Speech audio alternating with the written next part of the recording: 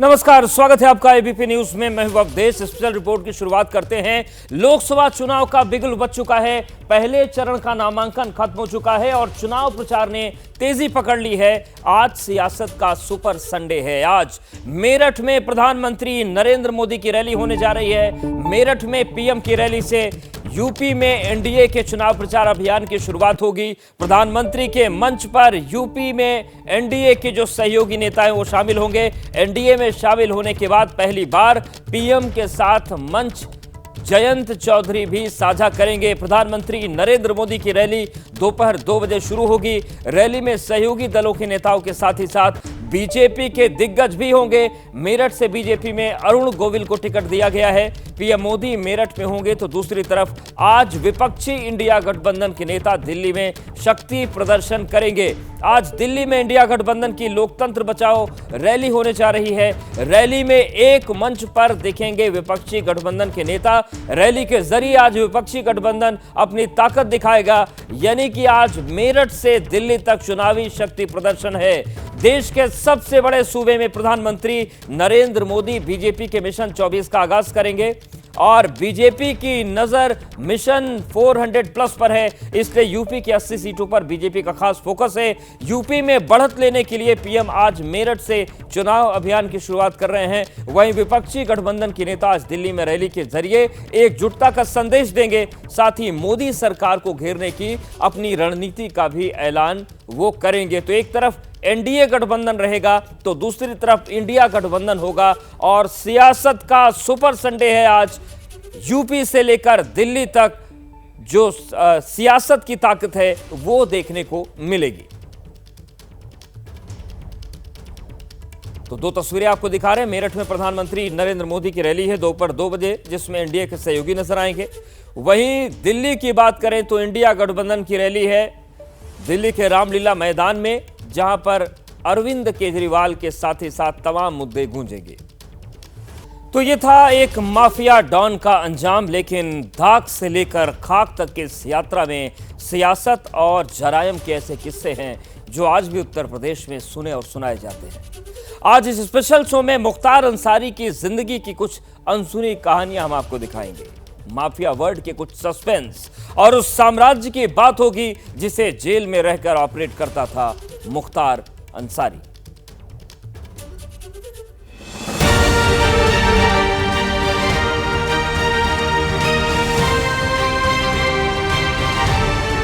यहां कोई भी बाहुबली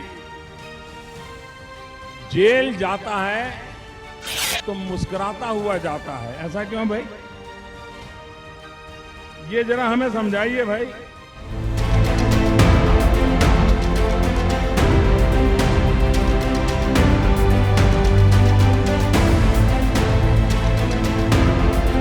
मुझे तो फुटबॉल की तरह हर जेलों में फेंका गया है।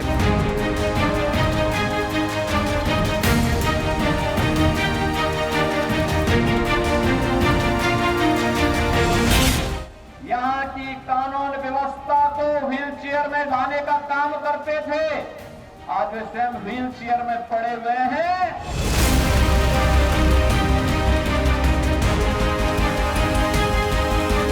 जब गरीबों की मदद किया है तो गरीब तो अपने को मसीहा न माने। राजभर जानता हूँ जो मुख्तार अंसारी को क्रांतिकारी भी कहते हैं। हम जो बयान दिए हम अपने बयान पे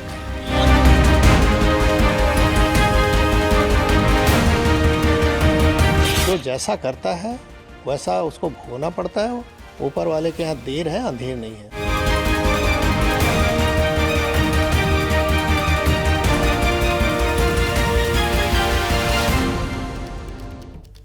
मुख्तार की मौत के बाद से ही मिली जुली प्रतिक्रियाओं का दौर जारी है। मुख्तार के समर्थक गमगीन हैं। कुछ सियासी दलों को भी मुख्तार की मौत के पीछे साजिश लग रही है, लेकिन बहुत से लोग ऐसे हैं जिन्होंने इस माफिया का ताप झेला। मुख्तार की सियासी पहुंच के आगे चुप होना पड़ा। सवाल है कि एक क्रिकेटर जिसके दादा और नाना का नाम पूरा देश जानता था, वो पुलिस की फाइल में सबसे खतरनाक गिरोह का सरगना आखिर कैसे बन गया? मैं हमेशा बाबा के दरबार में न्याय के लिए करती थी। आज न्याय मिला है हमको। आज हमको लगा कि नहीं, हमारे लिए आज का दिन होली का ही दिन है। कौन है ये युवा जिसके लिए मुख्तार अंसारी की मौत किसी मन्नत से कम नहीं? कौन है ये महिला जिसके लिए मुख्तार अंसारी का मरना होली का त्योहार हो गया? जिस मुख्तार के जनाजे में शरीक होने के लिए गाजीपुर के मोहल्ले खाली हो गए, उस मुख्तार की मौत इन दोनों के लिए खुशखबरी क्यों है? जवाब जानने के लिए 19 साल पीछे लौटना होगा। 29 नवंबर 2005, गाजीपुर, यूपी। मोहम्मदाबाद सीट से बीजेपी के बाहुबली विधायक कृष्णानंद राय उस शाम सिहारी इलाके में एक क्रिकेट टूर्नामेंट का उद्घाटन करके लौट रहे थे। अचानक कृष्णानंद राय की नजर घात लगाकर इंतजार कर रहे हमलावरों पर गई। कृष्णानंद राय की गाड़ी का पहिया रुका और हमलावरों ने गोलियों की बौछार शुरू कर दी। उन हमलावरों के पास AK-47 थी। 400 से 500 राउंड फायरिंग की गई। पूरे देश में एक विधायक की हत्या का ऐसा पहला मामला था। पुलिस रिकॉर्ड्स और गवाहों के मुताबिक गोली चलाने वाले लोगों में मुन्ना बजरंगी, फिरदौस, अताउर रहमान उर्फ बाबू, संजीव माहेश्वरी उर्फ जीवा, विश्वास नेपाली और राकेश पांडे उर्फ हनुमान पांडे जैसे कुख्यात शूटर्स थे। ये मर्डर मुख्तार अंसारी के ऑर्डर पर हुआ था। वारदात के वक्त वो जेल में था। वो फोन से अपने सबसे बड़े दुश्मन के खात्मे का अपडेट ले रहा था और दे रहा था। तब शायद पहली बार मुख्तार के मुंह से किसी ने जय श्री राम सुना। दोनों तरफ से मुकाबला चल रहा है। बराबर गोली चल रही है। हाँ, ये तरफा जय श्री राम। अच्छा, हेलो। हाँ हाँ काट नहीं, ठीक है, मुट्ठी में, ठीक है। इस वायरल ऑडियो रिकॉर्डिंग में मुख्तार अंसारी कह रहा था कि चोटी काट ली गई है। प्रत्यक्षदर्शियों का बयान है कि कृष्णानंद राय की हत्या करके शूटर संजीव जीवा ने उनकी चोटी काट ली थी। इस हत्याकांड के 19 साल बाद 28 मार्च को जब मुख्तार की मौत की खबर आई तो कृष्णानंद राय के परिवार को ठंडक मिली। ये युवक कृष्णानंद राय का बेटा है पीयूष और ये महिला कृष्णानंद राय की पत्नी है अलका। इस परिवार के लिए मुख्तार की मौत ऊपर वाले का इंसाफ है। आज मुख्तार अंसारी की मौत को कुछ नेता, कुछ दल सांस्थानिक हत्या करार दे रहे हैं, लेकिन उस वक्त यूपी पुलिस को भी पता था कि मुख्तार अंसारी कृष्णानंद राय की हत्या का प्लान बना रहा है। हत्या को रोका जा सकता था।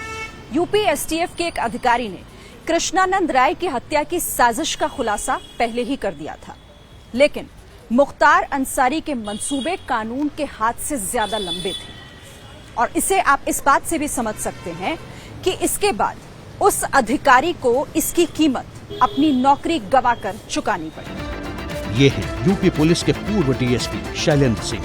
इन्हें मुख्तार अंसारी की कॉल रिकॉर्डिंग से पता चल गया था कि वो 1 करोड़ रुपए में LMG यानी लाइट मशीन गन की डील करने में लगा है। सेना के एक भगोड़े से LMG खरीदने वाला था। DSP शैलेंद्र सिंह ने इस खूनी साजिश का भंडाफोड़ किया तो उसके बाद जो हुआ उसे सुनकर आपके होश उड़ जाएंगे। उस समय मैंने लाइट मशीन गन रिकवर की। आज तक उत्तर प्रदेश में केवल एक ही रिकवरी है, न उसके पहले कभी हुई, न 20 साल हो गया अब तक हुई है। और उसमें पोटा भी लगाया क्योंकि पोटा एग्जिस्ट करता था। तो मैंने स्टैंड लिया उसके प्रति कि नहीं ये गलत है और ये इसको जेल जाना होगा। लेकिन मुलायम सिंह की सरकार तत्कालीन अल्पमत की सरकार थी, किसी भी कीमत पे इसको बचाना चाहते थे और उन्होंने अंत में हम लोग पर प्रेशर बनाया, अधिकारियों पर प्रेशर बनाया। जब कोई नहीं सुना तो IG जोन जो थे उनका ट्रांसफ़र, DIG रेंज का ट्रांसफ़र, SSP STF हमारे थे उनका ट्रांसफ़र और अंत में ऐसा माहौल बनाया गया कि मुझे भी रिज़ाइन करना पड़ा 15 दिन बाद ही। लेकिन मैंने रेजिग्नेशन में लिखा और जनता के सामने इस चीज़ को रखा आप लोग के माध्यम से कि देखिए जनता पॉलिटिकल सिस्टम में आप ही ने चुना है इस सरकार को और किस तरह की ये सरकारें चल रही हैं कि जो माफियाओं के निर्देश पे काम कर रही हैं। हम लोग चुन के आते हैं, सेलेक्ट होते हैं यानी जब तो बोला जाता है कि आप पब्लिक सर्वेंट हैं। आम बोलचाल की भाषा में हम कहते हैं गवर्नमेंट सर्वेंट है और हो गए हम पार्टी के एजेंट अगर काम करें जिस तरह से वो कह रहे हैं तो ये गिरावट की स्थिति बहुत ही खतरनाक थी। धीरे धीरे इस पर लगाम लगा है। न्यायालय में अब निर्णय आने लगे हैं जो कभी नहीं आते थे, दशकों तक 2-2 दशक तक नहीं आए, अब आ रहे हैं 3-3 दशक के बाद।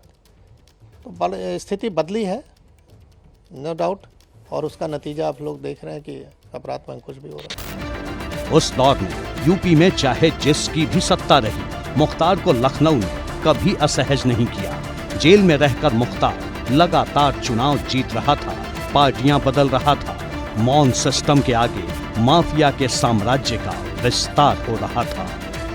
अगर आप ये सोच रहे हैं कि मऊ के माफिया को चैलेंज करने वाला पूर्वांचल में कोई नहीं था, तो ये आपकी सबसे बड़ी भूल है। कहा जाता है कि 15 जुलाई 2001 को मुख्तार को जान से मारने की कोशिश हुई। उस अटैक में मुख्तार के कई बॉडीगार्ड्स मारे गए, लेकिन मुख्तार बच गया। 90 के दशक से अपने आखिरी दिन तक मुख्तार को पता था कि उसका सबसे बड़ा दुश्मन कौन है, और उसका नाम है ब्रजेश सिंह। 15 जुलाई 2001, मोहम्मदाबाद, गाजीपुर।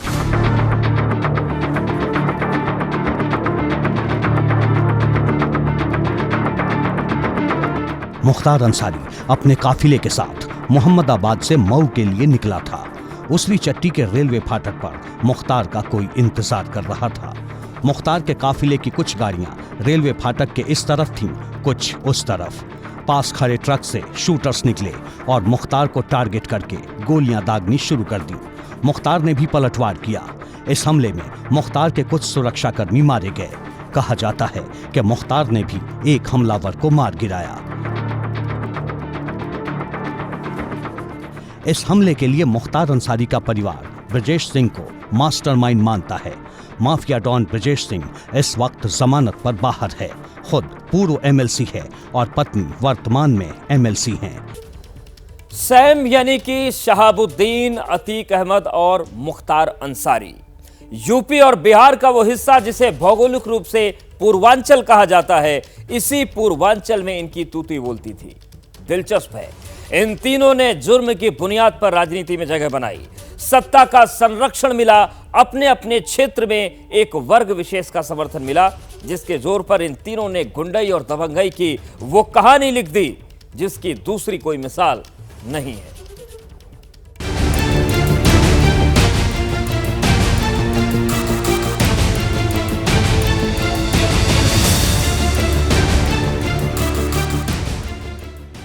अस्सी के दशक में जब सिनेमाई पर्दे पर खलनायक ही हीरो होने लगे थे, उन दिनों पूर्वांचल की जमीन पर इटली से आया एक शब्द गैंग वॉर चर्चा बटोर रहा था।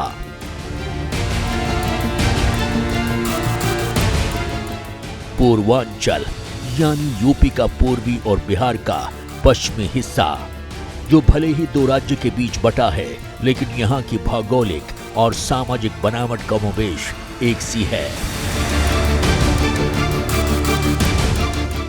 कहते हैं जब जेपी देश में इंदिरा गांधी की सत्ता बदल रहे थे, उस वक्त पूर्वांचल में कुछ नौजवान बंदूक की नाल साफ कर रहे थे। ये वो दौर था जब यूपी और बिहार में गैंगवॉर की खबरें रेडियो पर सुर्खियां बनने लगी थी। यानी दूसरे लफ्जों में कहें तो पूर्वांचल में माफिया राज की जड़ें पनपना शुरू हो चुकी थी। शुरुआती वक्त में माफिया कहें, गैंगस्टर कहें या फिर बाहुबली, उन दिनों दो नाम चर्चा में थे। पहला हरिशंकर तिवारी, दूसरा वीरेंद्र प्रताप शाही। दोनों ही अपनी अपनी जाति का वर्चस्व बना रहे थे, तिवारी ब्राह्मणों का और शाही ठाकुरों का। पर कुछ ही दिनों में वर्चस्व की जंग से पैसा जुड़ गया। ये वो वक्त था जब पूर्वांचल के विकास के लिए सरकार योजनाएं तैयार कर रही थी। विकास को अंजाम पर पहुंचाने के लिए सरकारी ठेके जारी किए जा रहे थे। सरकार उस वक्त कोयला, रेलवे स्क्रैप के ठेके जारी कर रही थी। सड़क, पुल और दूसरी विकास परियोजनाओं की ठेकेदारी में भी बहुत ज्यादा पैसा था और ठेका उसी को मिलता था जिसके पास पावर और पैसा दोनों था। यहीं से जन्म हुआ उन चेहरों का जिन्होंने बाद में पूर्वांचल में माफिया राज की नई कहानी लिख दी। हरिशंकर तिवारी और वीरेंद्र प्रताप शाही के बीच वर्चस्व की जंग ने यूपी में कई माफियाओं को जन्म दिया। इनमें शिव प्रकाश शुक्ला से लेकर मुख्तार अंसारी और ब्रजेश सिंह के भी नाम हैं। कहते हैं कि अपराध की दुनिया में ब्रजेश सिंह और मुख्तार अंसारी का उभार ही हरिशंकर तिवारी और वीरेंद्र प्रताप शाही की दुश्मनी की वजह से हुआ था। 90 का दशक आते आते अपराध राजनीति और बिजनेस में बदल चुका था। हरिशंकर तिवारी और वीरेंद्र प्रताप शाही ने अपराध को ढाल बनाकर राजनीति का रास्ता तैयार किया तो उनके नक्शे कदम पर कई और चेहरे आगे बढ़े जो बाद में यूपी बिहार में माफिया राज का दूसरा नाम बन गए। यूपी में मुख्तार अंसारी, अतीक अहमद, ब्रजेश सिंह और बिहार में मोहम्मद शहाबुद्दीन। मुख्तार अंसारी, अतीक अहमद, ब्रजेश सिंह या फिर मोहम्मद शहाबुद्दीन, इन सब में एक समानता है। इन सब ने पहले अपराध की दुनिया में अपना वर्चस्व कायम किया और उसके बाद सियासत की दहलीज पर कदम रखा। सही मायनों में माफियाओं की सियासत में एंट्री के पीछे उस वक्त की राजनीति की बड़ी भूमिका रही। बताया जाता है कि मुख्तार अंसारी साधु सिंह का करीबी था, तो वहीं साधु सिंह हरिशंकर तिवारी के करीबी रहे मटनू सिंह का भाई था और दोनों भाई पूर्वांचल में एक गैंग ऑपरेट कर रहे थे। कहा जाता है कि साधु सिंह के करीब आने के बाद ही मुख्तार अंसारी अपराध से जुड़ा, लेकिन मुख्तार अंसारी को राजनीति में लाने का क्रेडिट बहुजन समाज पार्टी को जाता है, जिसके टिकट पर मुख्तार अंसारी 1996 में उत्तर प्रदेश विधानसभा पहुंचा। ये पहली बार बहुजन समाज पार्टी के टिकट पर एमएलए हुआ।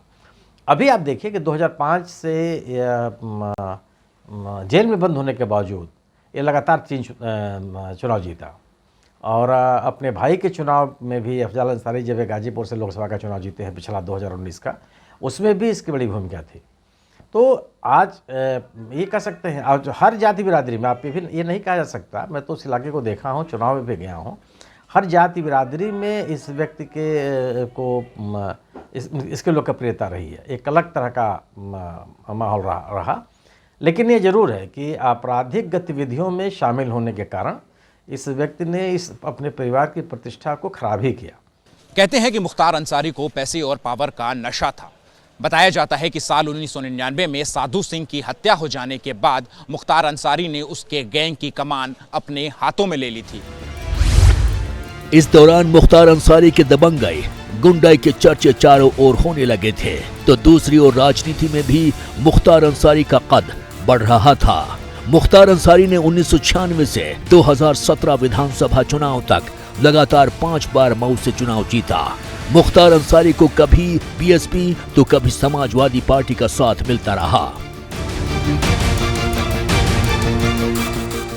ये राजनीति और अपराध के कॉकटेल का ही कमाल था कि कई केस होने के बाद भी 2005 तक मुख्तार अंसारी जेल नहीं गया।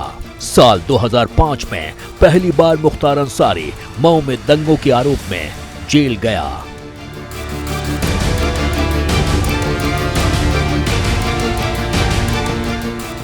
दरअसल पूर्वांचल की राजनीति में मुख्तार अंसारी का उतना ही असर है जितना कि बिहार की राजनीति में शहाबुद्दीन का हुआ करता था। हालांकि 2005 में बिहार की सत्ता बदलते ही शहाबुद्दीन के बुरे दिन शुरू हो गए, तो वहीं इसी साल हुए कृष्णानंद राय हत्याकांड के बाद मुख्तार अंसारी पर कानून की गिरफ्त मजबूत होने लगी। हालांकि साल 2005 में कृष्णानंद हत्याकांड के बावजूद सियासी गलियारों में मुख्तार अंसारी का रसूख कम नहीं हुआ। 60 से ऊपर मुकदमे, सुनवाइयां होती रहीं, तारीखें पड़ती रहीं, लेकिन साल 2017 में योगी आदित्यनाथ की सरकार आई, उसके बाद से पूरा सीन ही बदल गया। यूपी के सीएम योगी आदित्यनाथ और मुख्तार अंसारी दोनों पूर्वांचल से आते हैं। गोरखपुर सीएम की कर्मभूमि है तो गाजीपुर मऊ मुख्तार का गढ़ है। कहते हैं दोनों के बीच सियासी जंग की लकीर 2005 में मऊ दंगों के वक्त ही खिंच गई थी। दूसरा, सीएम योगी ने जब यूपी की कमान संभाली तो उनका पहला मकसद ही था पूर्वांचल से माफिया राज का अंत। सत्ता के संरक्षण में पल रहे गुंडे, माफिया, अपराधी, लुटेरे, ये सब के सब मेहरबानी करके वह तो उत्तर प्रदेश छोड़ करके चले जाएं, और अगर उत्तर प्रदेश में रहेंगे तो फिर उनके लिए 2 जगह होंगी। मुझे लगता है उस जगह कोई भी नहीं जाना चाहेगा और उसके बारे में तय कर ले क्या होना है। मुख्यमंत्री योगी आदित्यनाथ का यही वो संदेश था जिसके चलते जिस मुख्तार की मऊ और गाजीपुर में तूती बोलती थी, वहां उसके साम्राज्य को बुलडोजर रौंद रहा था। मुख्तार और उसके करीबियों के कई निर्माण ध्वस्त कर दिए गए, करोड़ों की संपत्ति अटैच कर दी गई। 2022 से 2023 के बीच महज 17 महीनों में मुख्तार अंसारी को 8 मामलों में सजा सुनाई गई। मुख्तार अंसारी पर अभी भी कई मामलों में सुनवाई चल रही थी, लेकिन इससे पहले कोर्ट अपना फैसला सुनाता मुख्तार का चैप्टर क्लोज हो गया।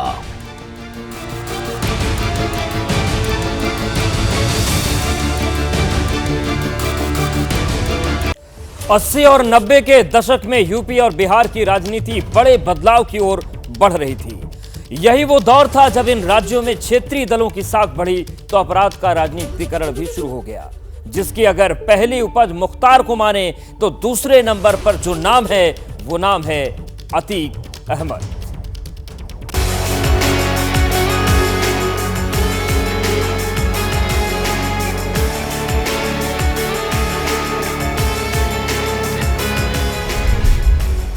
अस्सी के दशक में जब गोरखपुर की गलियों में गैंग वॉर की चर्चा जोर पकड़ रही थी, प्रयागराज के चकिया मोहल्ले में जवानी की दहलीज पर कदम रख चुका एक लड़का अपराध की दुनिया में कदम रख रहा था।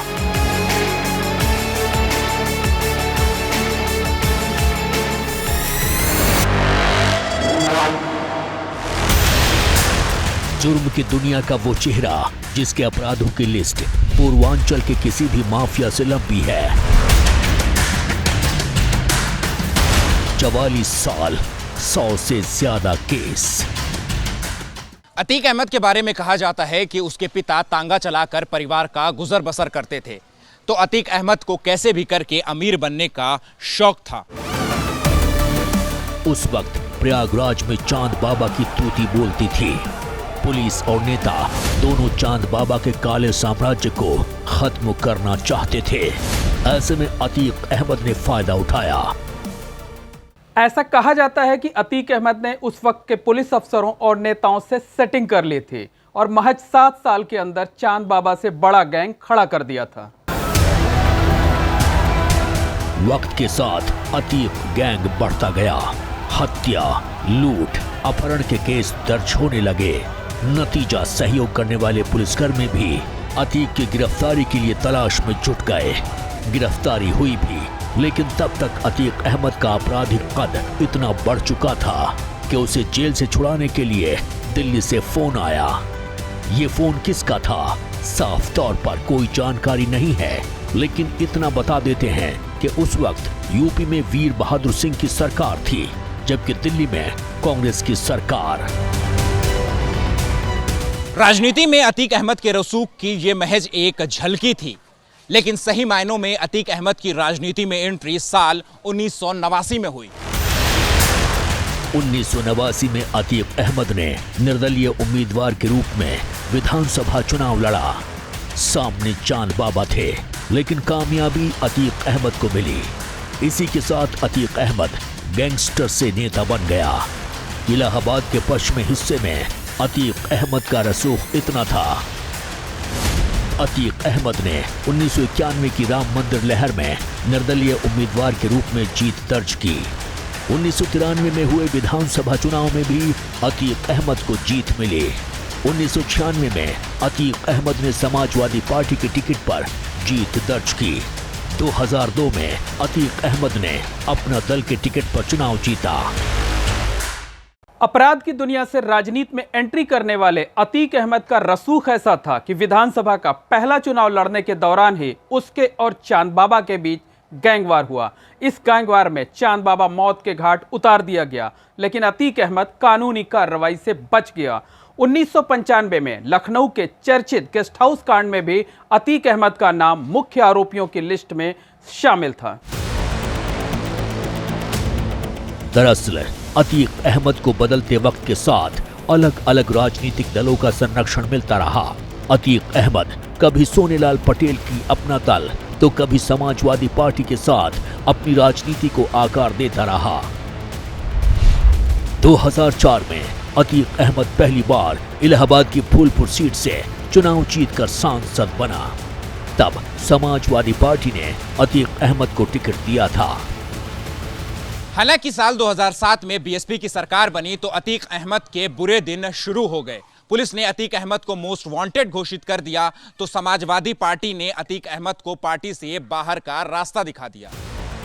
असल में 2004 में अतीक अहमद ने फूलपुर से सांसद का चुनाव लड़ा और वो जीता, तो उसे विधायक के पद से इस्तीफा देना पड़ा। ऐसे में इलाहाबाद पश्चिमी सीट पर उपचुनाव हुआ। उपचुनाव में अतीक ने अपने भाई अशरफ को उम्मीदवार बनाया, लेकिन जीत बीएसपी उम्मीदवार राजू पाल को मिली। राजू पाल की जीत को इलाहाबाद के पश्चिमी हिस्से में अतीक अहमद के दबदबे के खात्मे की तरह देखा गया। लेकिन फिर 25 जनवरी 2005 को राजू पाल की हत्या हो गई और इस हत्या में अतीक अहमद और उसके भाई अशरफ का नाम आया। इस सनसनीखेज हत्याकांड ने यूपी की सियासत में भूचाल ला दिया। दिन दहाड़े विधायक राजू पाल की हत्या से पूरा इलाका सन्न था।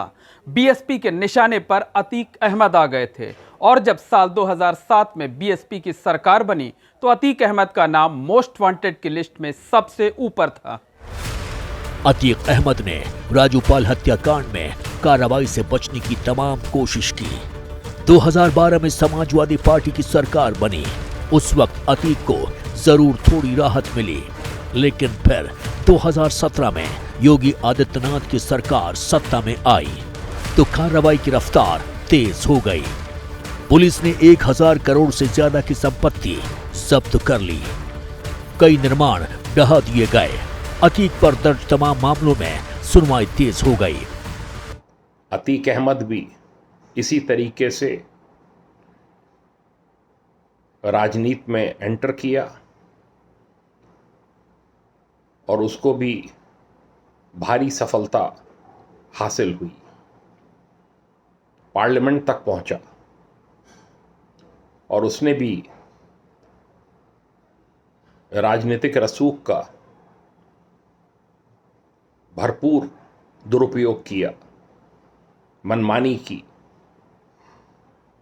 और उत्तर प्रदेश के सबसे बड़े माफिया डॉन के रूप में उभर कर आया।